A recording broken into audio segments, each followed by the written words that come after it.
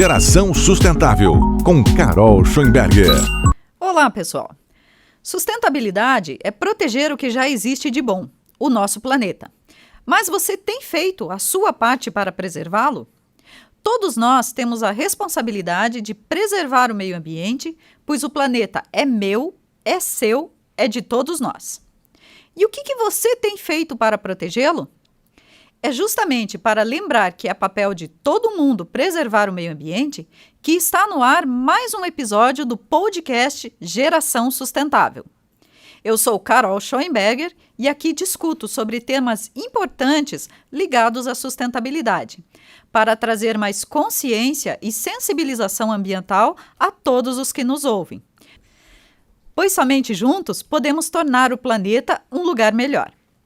O podcast Geração Sustentável tem foco em apresentar informações sobre o ESG, sigla em inglês que trata dos aspectos ambiental, social e de governança, que podem ser aplicados no nosso dia a dia e também nas empresas. Aqui no podcast, eu converso com técnicos na área de sustentabilidade e que agregam valor à sociedade. Hoje, a nossa conversa vai para o lado rural. Isso mesmo. Vamos falar do agronegócio. E eu estou aqui com o Edilson Gorte e o Gustavo Ribas Neto. O Edilson é formado em administração de empresas e empresas rurais, economia, ciências econômicas e ciências contábeis. Tem especialização em gerência de cooperativas pela Fundação Friedrich Naumann, na Alemanha. Ele é agricultor, empresário e visionário na área do agro. Daqui a pouco ele vai contar para nós algumas de suas experiências. Ele também possui uma forte participação na defesa do meio ambiente e sustentabilidade na nossa região. O Gorte faz parte do Sindicato Rural de Ponta Grossa, é diretor de agronegócios da Associação Comercial e Industrial de Ponta Grossa, é membro da Sociedade Rural dos Campos Gerais e da ONG Planeta Azul. O Gustavo é engenheiro civil, agricultor e pecuarista, comerciante, atualmente é presidente do Sindicato Rural de Ponta Grossa, presidente do Núcleo dos Sindicatos Rurais dos Campos Gerais, diretor da Federação da Agricultura, foi secretário da Agricultura da cidade de Ponta Grossa nos anos de 2012 a 2015. Atualmente, ele faz participação diária no Jornal da Manhã, na Rádio Lagoa Dourada. Realiza lives semanais sobre assuntos do agronegócio pelo canal do Sindicato Rural e participa de diversos eventos e ações em defesa do agronegócio nos Campos Gerais e no Brasil. Então, temos duas feras aqui do agro para a gente conversar um pouquinho sobre esse assunto, né? Então, sejam muito bem-vindos. E como a gente diz, é bom dia, boa tarde, boa noite, né? Porque a gente não sabe muito bem o horário que o pessoal vai estar assistindo a gente, né? Eu tô no boa tarde hoje. Eu também tô no boa tarde. Eu quero esse negócio de visionário para mim também aí. Ah, então tá bom. O Gustavo é visionário também na área. Eu também quero comerciante. Também quer? Também quero. Então vamos. Já começou a ciumeira aqui, viu? Tudo bom com vocês? Tudo bem. Então, primeiramente, antes da gente começar a entrar no assunto, eu queria saber um pouquinho sobre vocês. Quem são essas pessoas, além desse currículo que a gente já colocou, né? Como eu falei primeiro do Gorte, vamos passar agora a vez do Gustavo, né? Olha... O quê? É bom que você fale primeiro, daí eu já sei que você vai falar. O que a gente, eu acho, quem está no setor do agronegócio, né?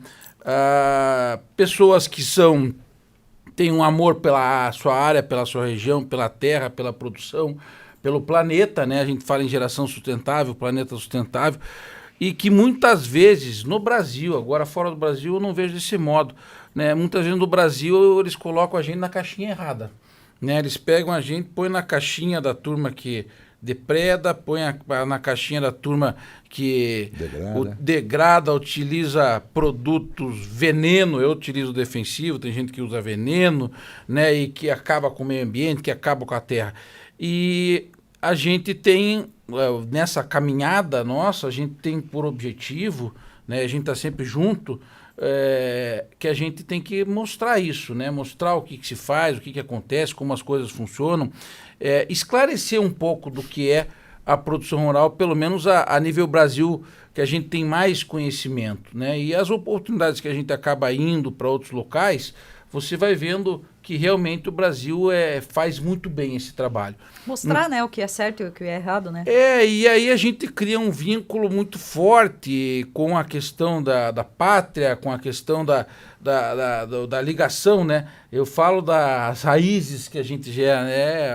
Árvores que estão bem enraizadas no solo, na região, e isso faz com que a gente seja mais comprometido. Não que os outros não sejam, mas eu vejo que geralmente as pessoas do agronegócio são muito comprometidos com aquilo que a gente não tem como deslocar, não dá para pôr na mala e levar embora, né? Então, com isso a gente participa, conselhos, né? Você estava falando aí de algumas atividades nossas, mas nós três aqui, né? Participamos do Conselho de Meio Ambiente da cidade, nós três participamos ativamente da Lei Municipal Ambiental, né? Lembro, ficar longos períodos, até entrando à noite e tal, para discutir, para elaborar uma legislação. Então, faz com que o objetivo nosso seja sempre a gente progredir, e o progresso nosso está vinculado ao progresso regional. Então, a hora que a gente está, né, incumbido nessa região, se ela não for bem, nós não vamos bem. Se ela for bem, nós vamos bem. Então, a gente acaba tendo essa sensação. E eu acho interessante, né, andando nas ruas e tal, as pessoas, o consumo, né, eu pelo menos, eu tenho uma questão com o alimento muito forte. Então, eu não aceito desperdício de alimento, eu não aceito certas coisas que às vezes em alguns locais passam por, pega, não, joga fora. Né? Outro dia me mostraram Isso dói, né? Mostraram uma cena de uma empresa que eu acho que está nos top lá de fazer eventos em São Paulo. E aparecia uma mesa assim, cheia de coisa vermelha, tipo cereja, morango e tal, mas meio que jogaram na mesa, muito bonito o visual. Mas eu pensei, será que esse povo vai comer esse negócio todo? Será que não vão jogar fora? Daí depois apareceu uma outra mesa que pareciam flores, mas era pepino, era alface, era verduras. Era a decoração. A decoração. Uma arte ali. Pois e daí pra gente aquilo agride um pouco pela questão de pensar sempre no desperdício, né? E a gente ainda tem a vantagem, eu pelo menos nunca vivi a escassez. Né, que a gente vê pessoas que viveram guerras, pessoas que viveram na Europa, né, nas épocas das guerras, você tem gente que chega aqui e a pessoa tem uma despensa enorme, porque é o medo da escassez. Então, eu ainda não tive esse problema do medo da escassez, mas eu acho que é muito importante a gente valorizar, né, o que a terra nos dá, o que Deus nos dá, e por isso a gente acaba pensando desse modo. Não é porque está sobrando que tem que desperdiçar, né? Tem que ser tem que usado com parcimônia tudo, Tem que né? saber utilizar, né? Eu tive agora faz uns dias em Israel, por exemplo, e ali eles têm uma atenção enorme com a água. Então, por quê? Pela escassez. E daí a gente pensa, olha quanto a gente tem disso e não dá a atenção que eles dão, né, e pela fartura que a gente tem. Será que não cabe a gente pensar um pouquinho melhor, a gente procurar equalizar? Mas isso influencia muito no bolso das pessoas, né? Isso aí já passou da hora. Né? E aí, mas aí tem a função assim, vai arder no teu bolso, você vai ter que pagar, Carol. Eu vou ter que pagar, o Edilson vai ter que pagar. E daí muitas pessoas às vezes, vamos dizer, façam o que eu digo, mas não façam o que eu faço. Exatamente. Né? E você, Goiten? Fale um pouquinho. Eu faço minhas as palavras do Gustavo. Ele falou tudo, né? O Gustavo. Você falou pra eu falar primeiro? Não, foi a Carol, né? Ela não sabe que você não gosta de microfone, mas. Tá. Mas todo dia na rádio. Nós temos esse problema também. Quando eu peço a palavra, geralmente o pessoal. Ih, o gordo. E lá vem. O gordo. Mas viu, Gustavo, só complementando o que você falou das nossas raízes. Principalmente a nossa região, eu acho que até prolongo um pouquinho mais, o estado do Paraná. Isso. Nós não somos agricultores da hora, nós somos agricultores de gerações. Quanto tempo vocês plantam? Você está em que geração já cuidando da terra, Gustavo? Não, meu é 1700 e alguma coisa aqui, né? Em Ponta Grossa, 1750, por aí. Não é aquele pessoal, né? Não é extrativista, né? Que você chega numa área, tira o que tem e vai embora, né? Vai embora, tá? Então, eu sou a quarta geração. Né? Então, os meus filhos que já estão me rendendo, já são a quinta geração. Já está no histórico, né? Já está no sangue da família. Como o Gustavo falou, já está na raiz. Então, para nós, a terra tem que ser respeitada, Carol, sabe? E tanto é que eu sou um dos fundadores da Planeta Azul, da Associação Planeta Azul, uma ONG ambiental, né? E quando eu fui um dos fundadores, o pessoal veio, os meus amigos agricultores vieram me dizer, Gorte, você é de família de agricultor, você está fazendo? O que você está fazendo com o meio ambiente? Porque o meio ambiente tem essa visão do agricultor, né? E hoje o Gustavo participa comigo de Condema, o Gustavo participa com a gente em reuniões de APA da Escarpa Devoniana, de tudo que é coisa, nós já estamos dentro, por quê? Nós temos que mostrar que realmente a gente não é depredador, a gente não é um explorador, um extrativista do solo. Tá? Bem pelo contrário, Carol, bem pelo contrário. Tá? E nós aí em Ponta Grossa, o que nós desenvolvemos para o mundo inteiro? Não fomos inventores, mas mostramos para o mundo inteiro. Aprimoramos a tecnologia. É do plantio direto, né? A preservação do solo, a conservação do solo. Tá? E aquela história de que nós usamos veneno, tá? Então aquela pessoa que está com febre, que está tossindo, então aquele que ela toma de colher lá que você chama de xarope, é veneno também aquilo, né? É veneno. Porque eu tenho o costume de usar defensivos, que não usam o nome de medicamentos, mas sim de defensivos, não deixa de ser um remédio para a planta. Então vamos tirar um pouquinho desmistificar um pouco, né? Sim. O que é a questão do defensivo, o que é a questão de falar em veneno, de falar no agrotóxico? É necessário? Como que ele é utilizado? Carol, você ouve umas besteiras aí, Carol, que... Você viu aquele deputado agora, semana passada? Padre. É padre, que o agronegócio não produz arroz, cara. A verdura também não vem. Da onde que tira essas coisas, Gustavo? Gustavo, existe uma cadeia, tá? Assim como na empresa... Tem o dono da empresa, que é o dono da empresa, aquela máquina gigantesca, mas também tem o cara que dirige a empilhadeira, tem o cara que faz a limpeza, tem a menina do cafezinho, tem a menina da limpeza. Tudo isso é uma máquina, assim como nós. O agricultor, nós precisamos do agronegócio, de todo o agronegócio. O pequeno, o médio, o grande é agronegócio, todos são agronegócio. Sim. Tá? Só que eles colocam as grandes fazendas, que são dos commodities, né? Aonde entra principalmente a soja, mas é essa que consegue trazer recursos para nós, equilibrar nossa balança econômica, aqueles esquema todo. Agora, não deixamos de produzir feijão, não deixamos de produzir milho, não deixamos de produzir arroz em quantidade. Imagine se só o pequeno produtor, agricultor familiar, aquele que antigamente plantava na roça de toco, né, Gustavo? Isso. Milho, feijão e arroz. Quem que ia comer hoje, Gustavo? Eu acho que o Paraná inteiro não ia conseguir produzir para Ponta Grossa comer. O mundo, né? Não, agora imagine o mundo quando você se torna imundo. Tá? Nos Estados Unidos, rapaz, você conhece lá, Gustavo, tem lavouras de alface, 3.000 hectares de plantado de alface, Carol.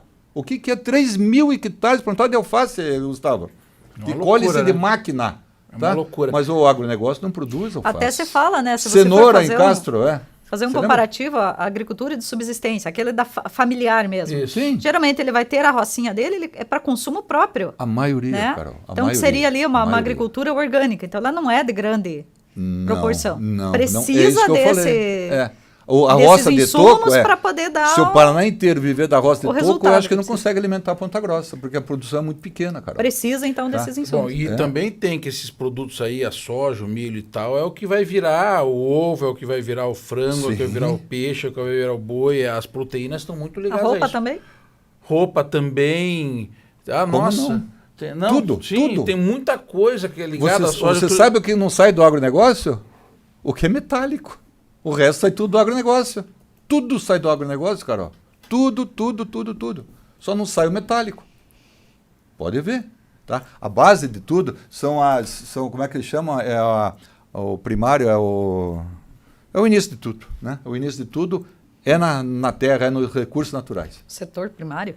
Tá? E quando eles falam, voltando lá, Carol, nessa parte dos defensivos, dos venenos, tá? A pessoa que toma xarope, você vai no balcão da farmácia e diz que está com uma tosse e me dá um xarope, daí o farmacêutico indica que ele acha que é melhor para você. Tá? Vai lá e tome o vidro inteiro, vai ver o que acontece. É veneno, então. Tem Te a fez dosagem. mal. Tem Tem a dosagem. Tem o profissional para isso, né? Então, por isso que nós devemos ir ao médico para receber a medicação para o teu mal. Assim como nós, produtores rurais, temos a receita, o receituário do agrônomo, que é o que diz, essa planta está com esse problema, precisa desse medicamento, desse defensivo, nessa quantidade. Então, essa problemática que tinha, então, seria anteriormente quando não existia essa questão de receita. O famoso, por exemplo, um BHC que aplicava antigamente. Aí, mas aonde que aplicava o BHC? Você não é do tempo, mas eu fui do tempo, que a minha mãe tinha aquela latinha de BHC, tac, tac, tac, tac, tac, na cabeça, que a gente tinha piolho quando vinha da escola. Mas era assim, Carol.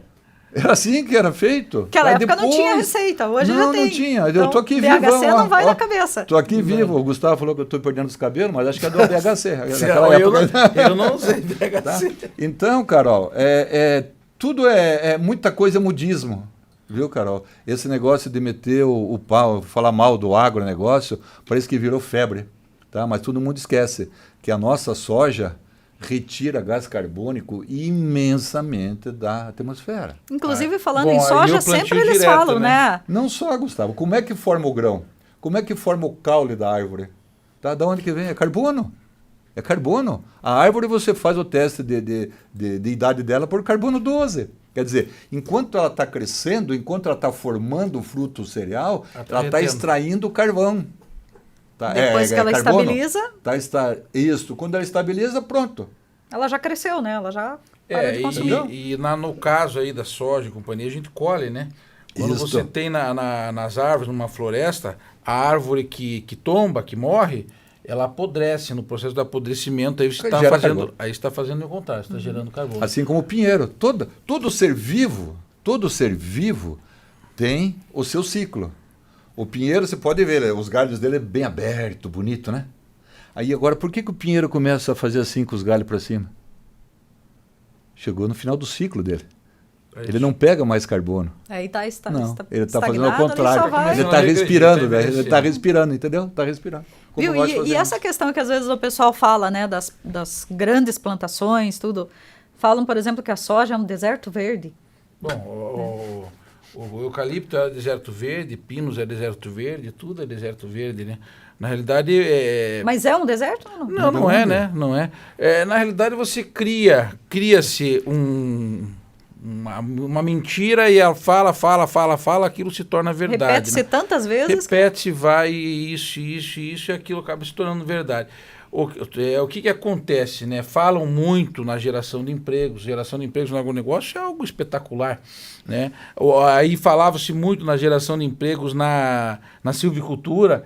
E hoje aqui em nossa região se vê a força da silvicultura gera muito. Gustavo, porque a tecnologia, não te cortando, quando eles falam, agora você está falando em mão de obra, você tocou num assunto aqui que pode servir bem de exemplo para todos que estão assistindo aqui o podcast da Carol aqui. Silvicultura não é só plantação de árvore. Passando pela Klabin, jogue tudo que está envolvido nessa cadeia toda. Quanto de emprego tem aí, Gustavo? Muito. Quanto de emprego? Então não é só a soja. Os nossos funcionários, somente os nossos funcionários, não é tanto na agricultura, não é tanto. Mas daí vem a loja de máquina, as empresas, a indústria, as que nós temos aqui, Cargill, Dreyfus, Sambra, não tem mais Sambra, os caminhoneiros. A tudo isso aí. Pré e pós, mas olha o que gera, Carol, o que gera. Nós estamos passando uma recessão, eu vou dizer, em circulação de dinheiro. O produtor rural está parado, esperando melhorar o preço da soja, do milho. Tá? O que está acontecendo? Vá no mercado, vá no shopping. Está tudo parado. Está todo mundo se queixando que não está circulando dinheiro. Por quê? Porque o agricultor, quando tem dinheiro, não é que ele vai comprar uma caminhonete, que ele vai fazer alguma coisa, mas ele começa a usar mais no comércio. E ele usando mais no comércio, o funcionário do comércio ganha mais. Ele faz girar no outro lado. Segundos, quando nós estávamos fazendo aquela análise do pedágio, o salário, R$1, diz que gira 7 vezes dentro da economia. Tá? O salário vira 7 vezes dentro da economia. Lembrando, né, o que eu falei lá no começo, né, que como você está lastreado num local, numa região, você fica aqui, né? Então o dinheiro fica aqui. Você vai comprar a caminhonete Exato. nova? Vai comprar aqui, você vai consumir aqui. O vendedor ganha a comissão. O vendedor, a loja, Isso. o combustível, o Combustível, óleo tudo. e tal. Então vai girando. A gente observa isso em cidades de menor porte, né? Daí você vê, a semana que passou, a gente estava numa reunião em Tibagi. Tibagi, o agro foi para o espaço, o Tibagi parou, fecha a porta e vão abrir depois, né? Então esse é um ponto que não se vê. E a silvicultura, que aconteceu? As pessoas também, a gente tem que estar atento ao processo. Então não pode ficar lá atrás. Então o processo da silvicultura hoje é muito rápido. Hoje o corte raso é feito com 5, 6 anos, né, conforme o uso da madeira. Então você faz com que você tenha um avanço na geração de empregos, na movimentação geral. Quando você fala as questões, por exemplo, do agronegócio, você tem que ver qual é a tecnologia empregada, qual é o produto empregado. Os produtos hoje, a regra no Brasil é o seguinte: você vai inventar um produto novo para utilizar em qualquer processo agrícola. Ele tem que ser menos tóxico que o produto anterior.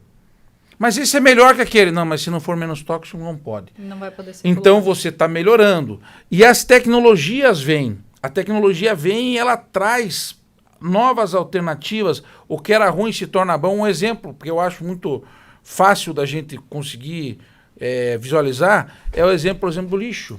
Né? O lixo, que era um pepino há anos atrás, né, os lixões, depois viraram aterros controlados, aterros sanitários. E, olha, eu vou te dizer, daqui a alguns anos, quem quiser pegar o lixo tem que pagar. Né? Alemanha. É a tendência.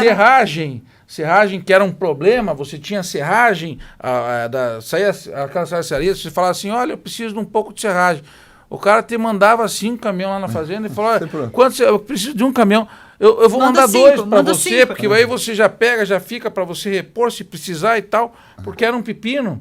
Hoje tem gente que produz serragem para virar cama de frango.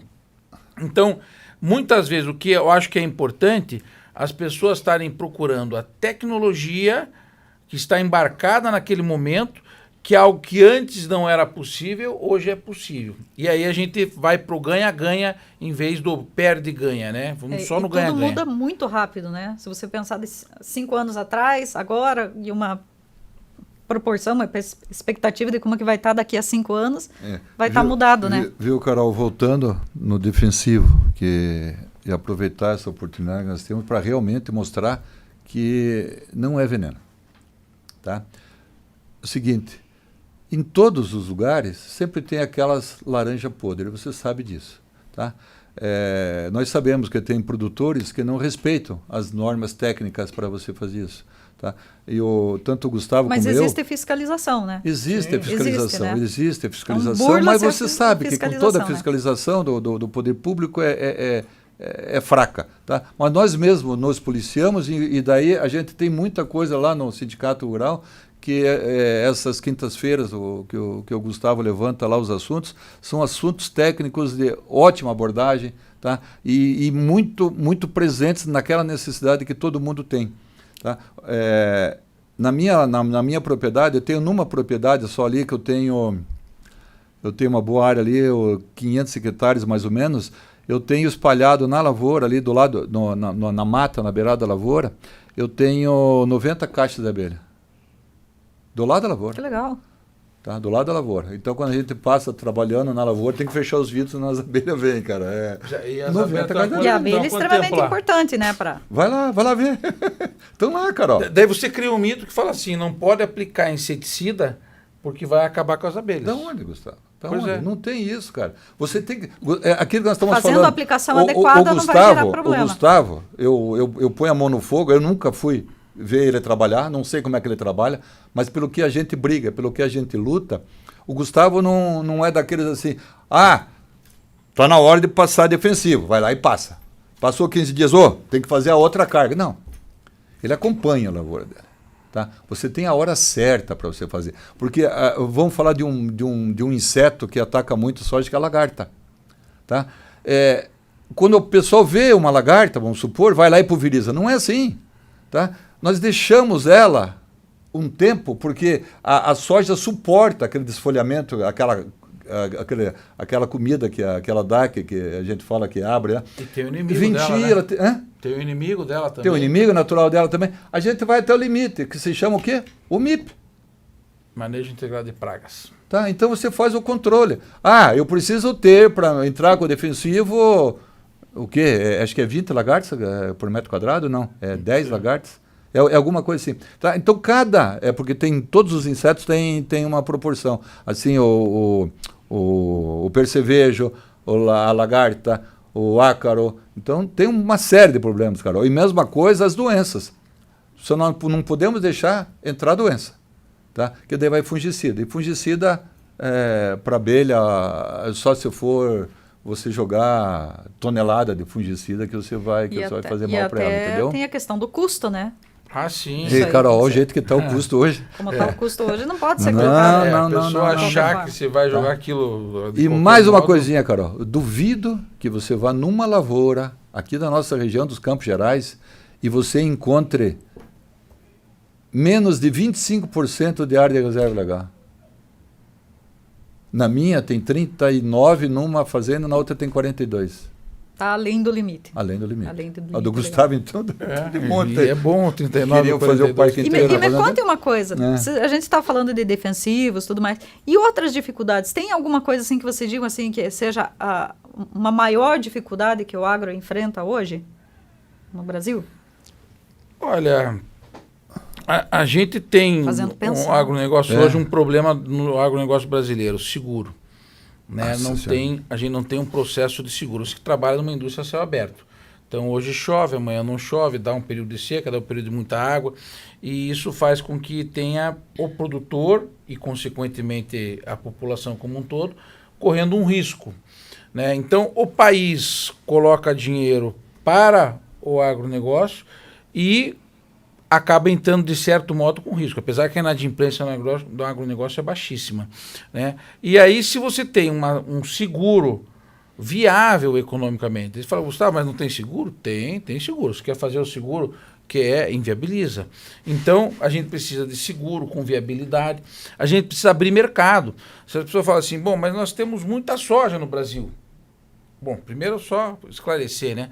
Nós temos do território brasileiro ocupado com a agricultura, toda a parte agrícola, algo entre 7,5% e 8% do território nacional. Dos 100% do território nacional? Soja, milho, feijão, trigo, cevada, algodão. Então, você tem no complexo soja pouca ocupação no território nacional. Mas daí fala assim, não, mas nós temos muita soja em Ponta Grossa. Qual é a alternativa que a gente tem? Será que se a gente produzir... vamos começar a produzir linhaça, vamos começar a produzir girassol, a gente tem que ter mercado. Então, se tem mercado, é aí que é uma função que o Estado tem que fazer, regular. Ele conseguir abrir mercado e ele conseguir regular a produção conforme a necessidade de consumo. Mas como é que se vai regular a produção? Nós precisamos de mais feijão. Como é que faz para alguém plantar mais feijão? Você tem que incentivar ele a plantar feijão. Se você plantar feijão, o teu juro aqui do capital tomado no banco é mais barato. Então, peraí, vamos fazer a conta aqui. O feijão, você tem uma subvenção, que é onde eu pago parte do valor do prêmio do seguro para você ter um seguro mais viável. Como o trigo? Então vamos baixar a subvenção no feijão. Vamos pôr mais subvenção no feijão. Com isso fica mais barato o seguro para o produtor. Ele fala assim, uma coisa, eu vou plantar um feijão aqui, porque o feijão tem o seguro, o seguro me dá garantia, vale a pena. Porque o feijão é uma cultura de risco, muito risco, cara. Muito risco o feijão. Então, são demandas que são ajustes que a gente precisa ter, né? Aí a gente tem a concorrência internacional com subsídios que a gente não tem. Você fala do risco por quê? Por causa da questão de perda? Sim, clima, né? O clima, o feijão é muito sensível, é uma cultura muito curta. Então, se você pegar 2 semanas de seca no feijão, tá, você pode acabar com a tua produção. Tá? Você pega 1 mês de seca na soja, algumas variedades você pode escapar, principalmente se for de ciclo longo. Entendeu? Que não afeta. Impacta menos, né? O impacto período é maior, porque se ela ficar um dia de seco, muito sensível. É Ela menos, tem o tempo percentualmente é menos tempo entendeu? do que no outro. É menos tempo do que do outro. O feijão aí você tira com 90 dias. Quer dizer, se você pegar 10 dias de seca bem numa floração ali, você perdeu o feijão. Ó, a soja ocupa 3,5% do território nacional. Então, a vilã da soja, que costuma falar a soja, Os desertos, né? Os desertos, 3,5% do território nacional. É muito pouco. Só para a gente ter uma noção, a gente estaria comparando aí, né? O que tem de área verde, o que tem de área urbana e de área agricultável hoje em dia utilizada no Brasil? Hoje tem um estudo da Embrapa que soltou aquele estudo, Embrapa, né, cara? A Embrapa 66%. Ele colocou florestas, onde tem pastagem, onde é a agricultura e fruticultura, cidades, terras indígenas, eles separaram tudo, assim, fizeram um mapeamento do Brasil. Você fica horrorizada com a discrepância que é a utilização da terra pela agricultura e o recurso que traz para o Brasil, né? Então, o Brasil, você veja bem, nós há quanto tempo já estamos batendo os Estados Unidos, que era o maior produtor do mundo em questão de soja, né, Gustavo? Sim. E nós, a nossa área, bem dizer, aumenta isso aqui em cima de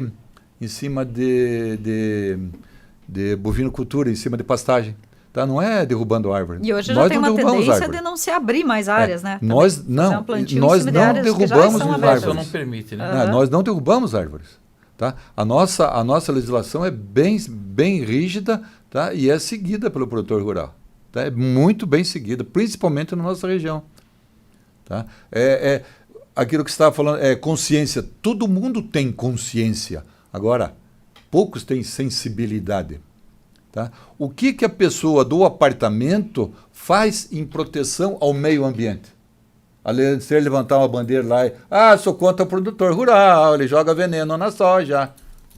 Não é isso, Carol. Não é isso. Cada um tem que fazer a sua parte. Nós produzimos alimento, nós produzimos água, os produtores rurais. Por que nós produzimos água? Porque nós protegemos todas as nascentes. Nós temos as APP em volta dos rios. Tá? E nós produzimos oxigênio, porque nós temos a reserva legal. Quer dizer, e o do apartamento produz o quê? Em benefício da coletividade, da comunidade.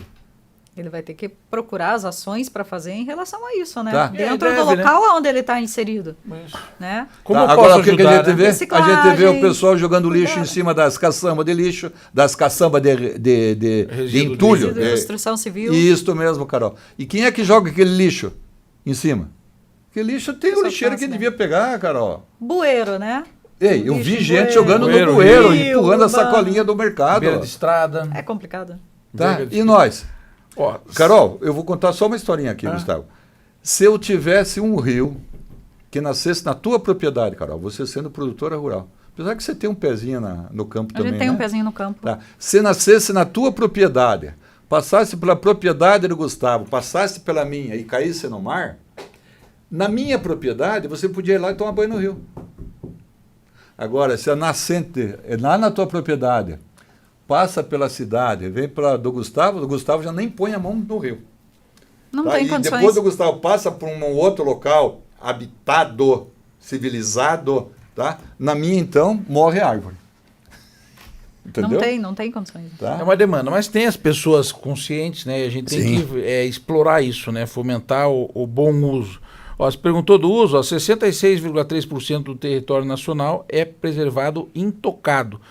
25,6% áreas destinadas à preservação da vegetação nativa cadastradas no CAR, Cadastro Ambiental Rural. Então isso quer dizer que isso está na mão dos produtores. É próprio, 25,6%. Então, da área dele que ele preserva. Aquilo que você estava falando, que você tem 32 e 48, a média nacional é 25. Unidades de conservação integral, 10,4% do território nacional. Terras indígenas, 13,8% do território nacional. Vegetação nativa em terra devoluta ou não cadastrada, terras do governo, né, 16,5%. Pastagens nativas, 8%. Pastagens plantadas, 13,2%. Lavouras, 7,8%. Florestas plantadas, silvicultura, 1,2%. Infraestrutura, cidades e outros, estradas, cidades e tal, 3,5% do território nacional. Então, essa é a disposição fundiária do Brasil. Da onde que é esse levantamento, Gustavo? Embrapa. Embrapa. Então, Então tem é uma empresa área. séria. Área Tem verde, muita né? coisa. Porque às vezes até se faz o comentário, quando se fica fazendo um sensacionalismo em cima das Falou áreas certo, verdes. Raquel, Pensa-se que sensacionalismo. não existe mais nada de área verde, né, no país. Vamos para os Sendo que o Estados país Unidos? é bem... Estados bem Unidos, vamos, áreas vamos. preservadas, 19,9%. Áreas de uso agropecuário, 74,3%. Áreas com pastagem, 29%. Áreas com florestas plantadas, 27,9%. Áreas com lavouras, 17,4%. Cidades, estradas, outros afins, 5,8%. Então, nossos são 10% da área dos Estados Unidos. Então você vê como... E é esse o Brasil que muitas vezes ele é criticado, malhado, né? Se a gente chegar na Europa, esses números são iguais ou piores. E o país faz concorrência, né, em produção. Faz muita Com esses concorrência. 70% de área, o Brasil com 7% faz concorrência. Nós produzimos mais soja que os Estados Unidos hoje. Nós somos o maior produtor do mundo. E com aquela frasezinha, né? É um projeto americano, aquele Farms Here, Forest Sim. There. Eles têm um projeto, está escrito, tem livro, tem tudo, que chama-se Farms Here, fazenda aqui, fazenda nos Estados Unidos, Forest There, florestas no Brasil, né? Principalmente, que é o grande concorrente, que é quem incomoda. O mundo inteiro quer isso. Né? Porque a hora que você produz, a hora que o Brasil tem como alavancar, melhorar a produção, você prejudica o mercado, né? E aí quem está no mercado não quer a concorrência. Isso é verdade.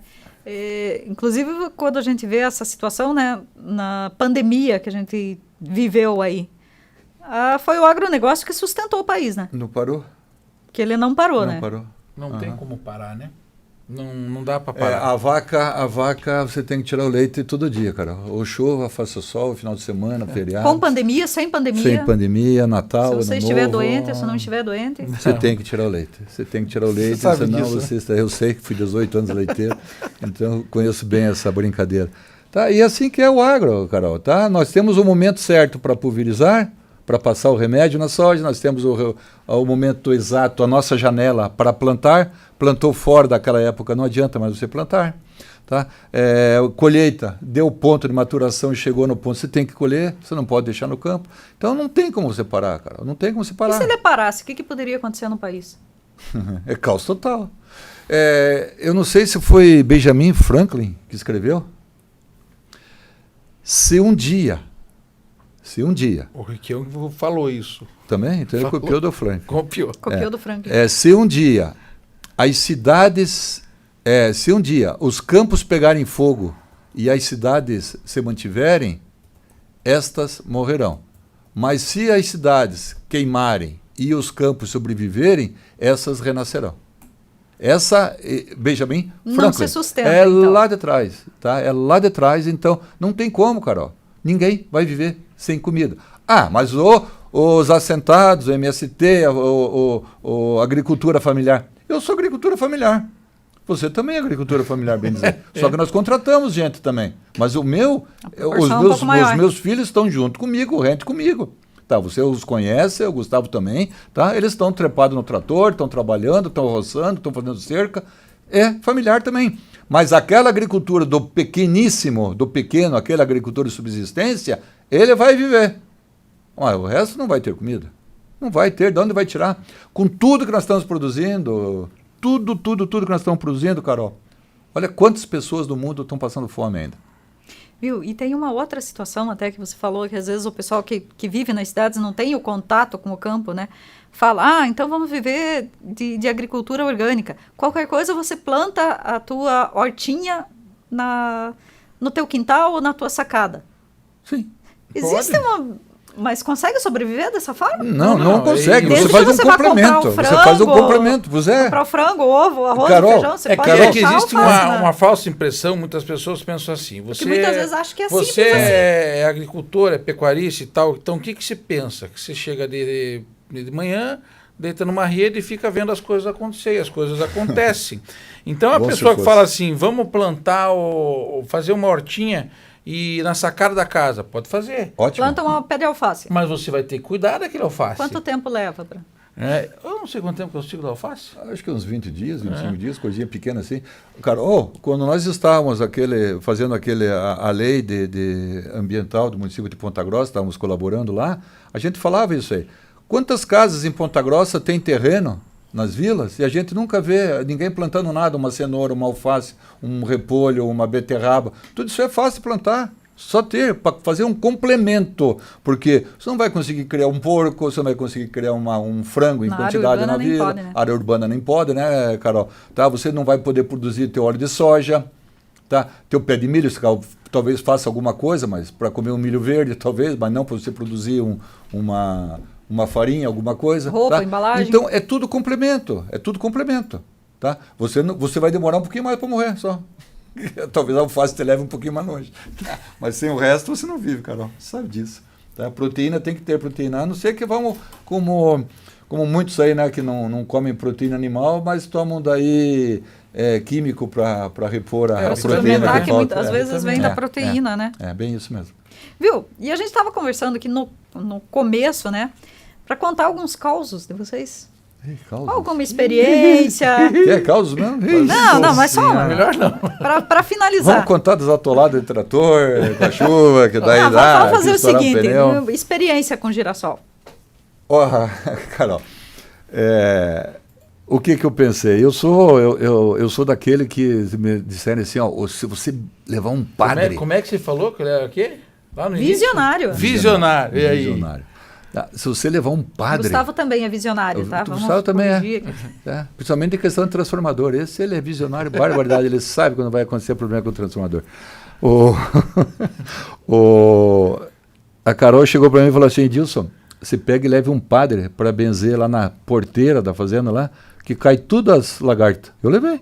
Daí? Tem que levar, mas não cai, né? Não cai, sabe que não cai, né? Eu falei? Não, eu estou dizendo. Então você tem que, sabe, Carol, e interessante, eu e o Gustavo estamos no mesmo município plantando, trabalhando, tá? Mas nem sempre o que vai lá na fazenda do Gustavo pode dar certo, na minha pode não dar certo. É como remédio, tá? Porque tem microbacia, tem a área do Gustavo é uma área que tem muita tem muita serra do lado, né, Gustavo? Aqueles cânions que vocês têm lá, muita árvore, então a umidade do ar é diferente, a insolação é diferente do que na minha. Tá? Então, às vezes, alguma coisa funciona melhor na minha e não funciona bem na do Gustavo. Então, tudo isso aí tem o seu porquê. Daí o que acontece, Carol? Hoje nós temos lavouras de sojas mais precoces, com milho também. Ciclo mais curto, né? Precoce. Mais próximo do feijão, 90 dias ali. Mas dá 100, 110 dias. Né? Então a gente antecipa o plantio e você vai acabar colhendo ela em janeiro, fevereiro, né, Gustavo? Daí consegue virar a segunda safra. Tá. Só que em vez de fazer a segunda safra, tá? Porque nós temos a janela, né, o zoneamento, que nós não podemos plantar soja depois de 31 de dezembro. Agora está indo até 15 de janeiro, né? 15 de janeiro. 15 de janeiro. Tá? Então a gente procura plantar feijão, tá? E eu entrei nessa É chamada safrinha? Que fala? Seria, feijão das águas. Nós usamos duas safras de feijão, né? Uhum. O feijão das águas e o feijão da seca. Então o girassol, eu fiz esse experimento do girassol para ele tentar pegar um vazio, que seria de fevereiro até junho. Por que vazio? Porque em junho, a gente começa a plantar trigo. Inverno. Daí nós entramos com a lavoura de inverno. Então, de fevereiro a junho, então são fevereiro, março, abril, maio, junho, são 5 meses, são 150 dias. Que tal se a gente colocasse uma planta aqui que nos desse um retorno? Existe já. Trigo morisco, tá? Mas o trigo morisco tem um problema sério de infestação de solo depois, tá? O girassol tem um problema sério de infestar com fungo de esclerotina, tá? Só que eu fiz a experiência derradeira, Gustavo. Eu tirei o girassol e plantei soja em cima, para derreter na esclerotina. E sabe o que aconteceu? A melhor soja que eu colhi, cara. Não teve esclerotina nenhuma. Por quê? Nós hoje temos técnica para não deixar produzir o fungo. Né? Você não usa triconoma? Ele comprou ele pôs a soja para derreter. Você não usa triconoma lá, Gustavo? Tá? Então eu tenho um fungicida próprio, tá? Que você faz e é barato. Tá? Porque então, o problema disso é custo, né? Fungicida custo. E esse é baratinho. Esse aí eu joguei 3 vezes no solo, para você ter ideia, Gustavo. Na dissecação, na aplicação depois do plantio e na primeira de fungicida normal para soja eu coloquei junto então, o triconoma. desenvolveu uma técnica... Tá. Não é, Carol, já existe isso. Eu só peguei, Carol, o que tem aí no mercado. Tá? E o que você fez com o girassol? Eu vendi, você não sabe para onde, cara? Para onde? Castro. Tá para onde? Para o Japão? Não, Castro. Me ligou gente do Rio... Produção de óleo daí? Produção de óleo. Tem produção de óleo em Castro, cara. Tem uma fábrica de óleo em Castro que produz óleo para o Boticário, para a Natura. E sabe o tamanho da fábrica? Dá para pôr, acho que 2 fabriquetas do cara aqui dentro dessa sala aqui. E consumiu todo o Bem girassol. compacta. Para esse ano, ele precisava de 1.000 hectares de linhaça para produzir o óleo. Porque ele tem o cliente que precisa disso. Então, nós temos condições. E eu plantei linhaça ano passado e plantei de novo linhaça esse ano. Tá? Por quê, Gustavo? O custo da linhaça perante o trigo.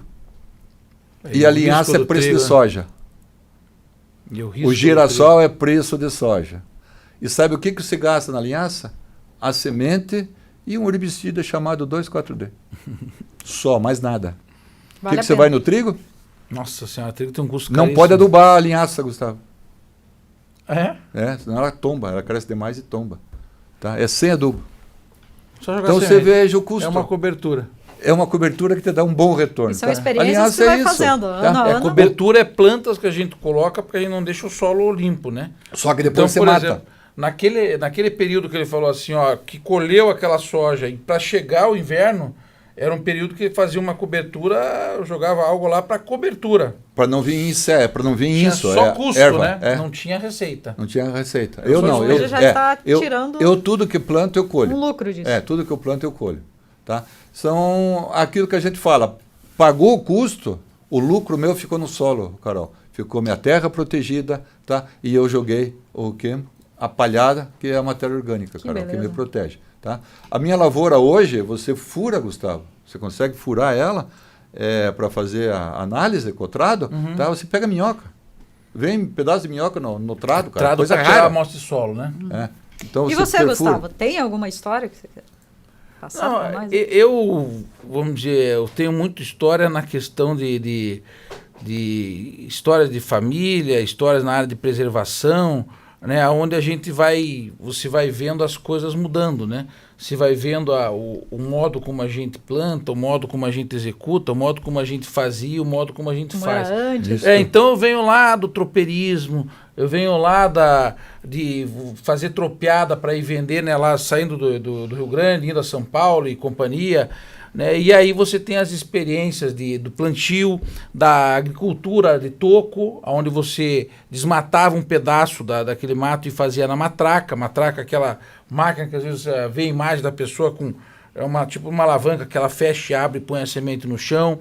Né? E aí você tinha nisso um envolvimento muito interessante, porque daí fazia essa produção, aí tinha o foro, que não é nada mais que o arrendamento, processo principalmente o milho, né? Que milho é muita energia, né? Então, esse processo de pegar e trazer para a propriedade e fazer essa migração, esse processo como um todo, sempre foi algo que chamava muita atenção. E a ligação forte, principalmente na pecuária, né? Que a gente aqui, inclusive, né? O Adilson sempre fala com reunião, e ele fala, é verdade. Ele fala para nós, tem uma raça desenvolvida aqui na nossa região, né? O Purunã, mas foi desenvolvido aqui. Os Campos Gerais era gado só, né, Gustavo? Só gado. As feiras de gado aqui eram as melhores do Paraná, as mais importantes que tinha aqui. Ontem eu tava tem toda uma história ligada. Aqui tem Campos Gerais, era tudo campo, então era gado. As feiras de terneiro, cada fim de semana tinha uma feira, e a feira tinha 1.000, 2.000 terneiros para serem leiloados.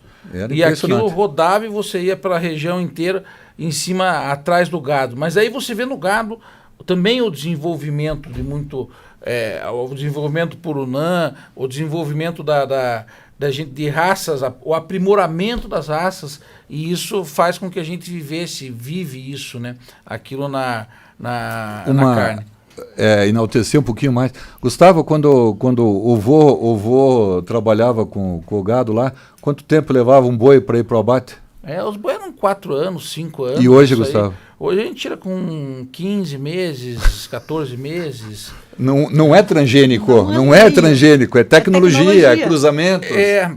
Você tem. E aí é o que falta a gente conseguir passar e as pessoas entenderem como isso acontece. Então, você pegar um processo de uma bovinocultura que você sai de 60 meses, mais, para falar em números redondos, mais 1 ano na barriga da vaca, 70 meses, vamos dizer, você passa para 14, vai passar para 24, 25, 26 meses. Então, o mesmo peso, né, Gustavo? E essa questão da tecnologia é interessante, né? Porque você pode querer um computador melhor, um carro melhor, uma televisão melhor, né? Com desenvolvimento de tecnologia, mas não aceita-se que isso aconteça no agro também. É uma tendência natural, isso vai acontecer em paralelo. Você veja bem, Carol, para que eu possa produzir carne, levar 4 anos para matar um boi, para produzir a carne, tá? Ei, quanto gado eu teria que ter para produzir para todo mundo se alimentar? Né? Para todo mundo poder se alimentar. Tá? Então, essa baixada de 14, 15 meses aí foi fantástica, né? E provavelmente vai dar mais ainda, né, Gustavo? Não, isso vai baixando, porque na realidade o segredo tá, a gente conseguiu também, você falando na questão até da fauna, né? A gente teve uma melhoria na fauna, que as pessoas condenam o agronegócio, porque acabou com a fauna. Muito pelo contrário, porque a fauna começa a ter mais disponibilidade de alimento. Então, o circuito dela, os animais são mais saudáveis. Bom, hoje é um problema, por exemplo, o javali. Por que o javali é um problema? O javali é um problema porque ele está comendo milho, ele está comendo soja, ele tá mais saudável, ele cria melhor. E está matando a fauna silvestre nossa também, claro. Porque ele se alimenta, ele se alimenta aqui, tanto né? de grama, de erva, né? Herbívoro e ele também carnívoro também. Ele come filhote, ele come ovo. Grande, né? Conforme a época do ano, né? Você vê que o hábito dele, a gente tem uma professora aqui da UEPG que estuda muito essa questão, né? Então ela vê conforme a época do ano ele muda de herbívoro para carnívoro em função da disponibilidade. Ele se adapta, né? Sim. E a gente acaba... Tudo que é praga é assim. Tendo coisas que muitas vezes pessoas acabam não vendo, acabam não sabendo. Pelo processo de que é nós contra eles, um contra o outro, você aqui, eu lá, e isso não agrega, né? Isso agrega para a gente a soma, é como a gente juntos pode avançar melhor. Então essa atividade ambiental é algo que a gente faz e faz com propriedade. Tem acertos, tem erros, né? Claro, você pega, por exemplo, aqui no estado, a gente tinha um programa chamado Provárzea. Para que era o Provárzea? Era que as pessoas tinham, o pessoal da Emater a época, isso. Né? A Carpa. A Carpa era com os extensionistas e tudo. Né? A Carpa e a Emater, a função deles era o seguinte: se tem que tratar de arrumar gente que vá drenar os banhados, porque a gente tem que plantar na várzea. Hoje isso aí a gente falou, não foi legal, porque você tem um armazenamento de água legal nessas áreas. Então isso a gente também vai desenvolvendo e vai corrigindo, e vai acertando e vai alinhando. Então a gente tem muito o que viver na nossa região, na nossa história, né? E as caminhadas, as propriedades, propriedades também fora aqui da região de Ponta Grossa, que a gente tem, que também carregam com muito histórias, principalmente no setor da pecuária, né? A gente tinha muitas histórias, aliás, nesse sentido. E a própria soja, né? A soja, sim, na verdade, é algo recente, né? Porque como é que chamava a soja? Feijão de porco? Feijão de porco. Feijão de porco. O pai foi o primeiro plantador aqui na região. O primeiro feijãozeiro de porco. Primeiro feijãozeiro. Pegou da... Você lembra, não sei se você se lembra, a Carol acho que não se lembra da CAF do Paraná? Que daí chamava Café do Paraná. Tá, que era ali do Paraná, sim. Eu lembro do tal do Café do Paraná. É café, não era café. Eu achava que... Isso não, eu lembro quando eu era criança que eu ouvia isso. Era Café do Paraná. Ela que desenvolvia, né? Esse aí. Tá, e entregou para o pai 40 bolsas de feijão de porco. Você veja. O que era uma bolsa? Qual tamanho que é isso? Eu sei lá, cara, que tamanho que é. Só 6, Não, né? é um meio Não saco, sei, será? Não sei, isso era um bushel e não bolsa, Um né? bucho. Viu? E Talvez fosse, agora né, que a gente Gustavo? começa a puxar a história, vai embora, né? Mas a gente precisa encerrar o episódio aqui. Não, mas esse teu popcat aqui é curto demais, né, Gustavo? Nós precisávamos Não, a pelo gente menos tem uns que 3 deixar dias um dia, para mas conversar. vocês vêm de Aqui, novo, né? conversando, A gente batendo vem de papo. novo Você aqui. viu, Carol, que o produtor rural em si, tá? Ele não é um degradador, bem pelo contrário. Nós precisamos do meio ambiente para poder produzir. Ativo, né? Não tem. Solo e água são os grandes sem ativos. sol, sem chuva, tá? Sem inseto, sem abelha, tá? Não tem como produzir. E nós precisamos disso. Precisa para de sobreviver. tudo isso e tem que manter, né? Precisamos disso, tá? Não é questão de Então, exterminar. Não é agrotóxico, é defensivo agrícola. Ou então pode dizer o remédio para as plantas, Remédio para as plantas. né? Então vamos lá, né?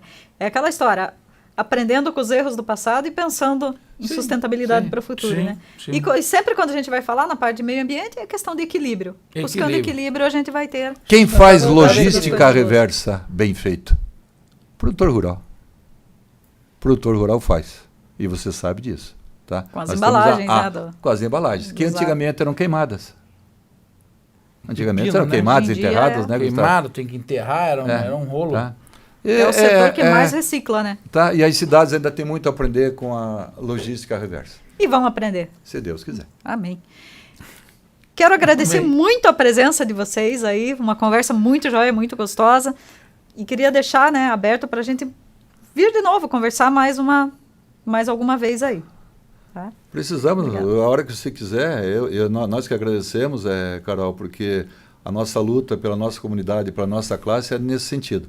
Nós não queremos entrar em desavença com ninguém, nem em briga, nem em luta corporal, né? É apenas ser reconhecido, Mas né? só mostrar que realmente reconhecido. tá? São bandeiras levantadas que não existem. Tá? E a começar pelos próprios políticos, né? Se um representante do povo não sabe que o agronegócio planta arroz, ele não conhece o Rio Grande do Sul, ele não conhece o Acre, ele não conhece Santa Catarina. Mas tem gente que come mamona?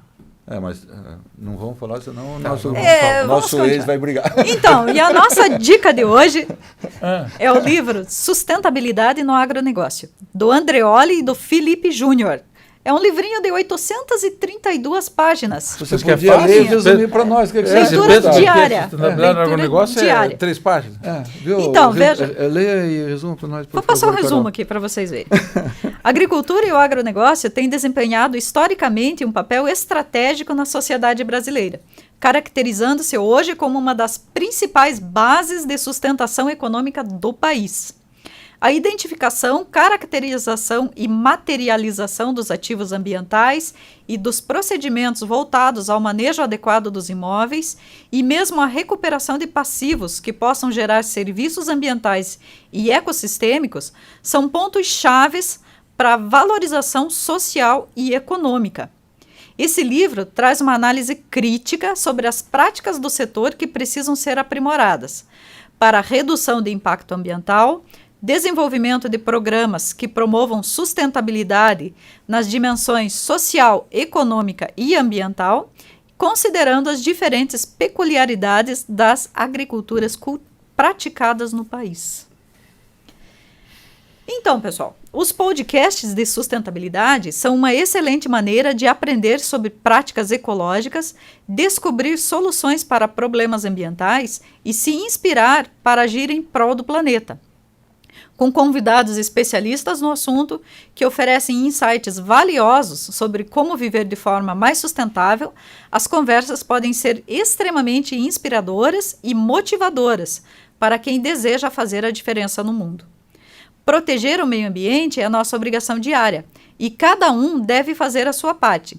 Com essas dicas, eu termino esse episódio. Espero que você tenha gostado e até a próxima semana. E até a próxima para vocês também. Novamente, próxima, Carol. muito obrigado. Obrigado. E não esqueçam de seguir a gente nas redes sociais da Rádio T. Até a próxima, pessoal.